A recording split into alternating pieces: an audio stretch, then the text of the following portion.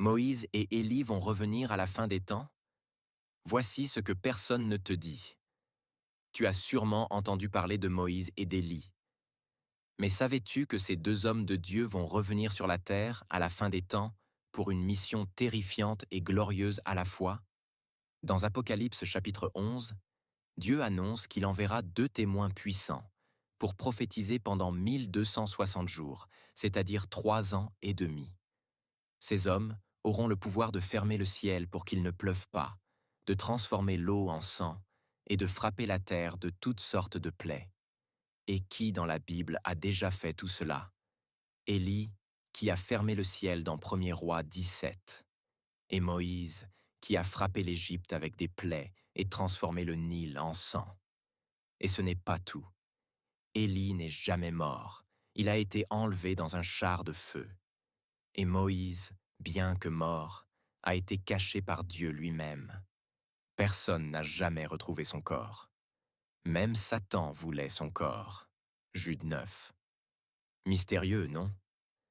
Dans Matthieu 17, lors de la transfiguration de Jésus, Moïse et Élie apparaissent ensemble.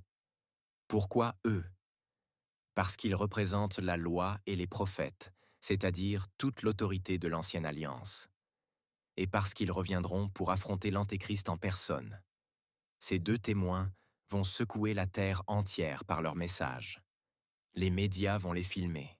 Le monde va les détester. Mais personne ne pourra les arrêter. Jusqu'au jour où la bête qui monte de l'abîme va les tuer. Leur corps sera exposé dans les rues, pendant 3 jours et demi. Le monde fera la fête. Les gens s'échangeront des cadeaux, comme pour fêter la mort de la vérité. Mais soudain, l'esprit de vie venant de Dieu entrera en eux, et ils ressusciteront devant tout le monde, en direct. Puis une voix se fera entendre du ciel. Montez ici. Et ils seront enlevés dans la gloire, sous les yeux de tous. Et là, un grand tremblement de terre secouera Jérusalem. 7000 personnes mourront, et les survivants seront frappés de peur et rendront gloire à Dieu. Mais il sera trop tard pour beaucoup, car après leur ascension, la fin se précipitera. La 7e trompette sonnera. Les royaumes de ce monde deviendront ceux de Christ, et les jugements de Dieu tomberont avec encore plus de force.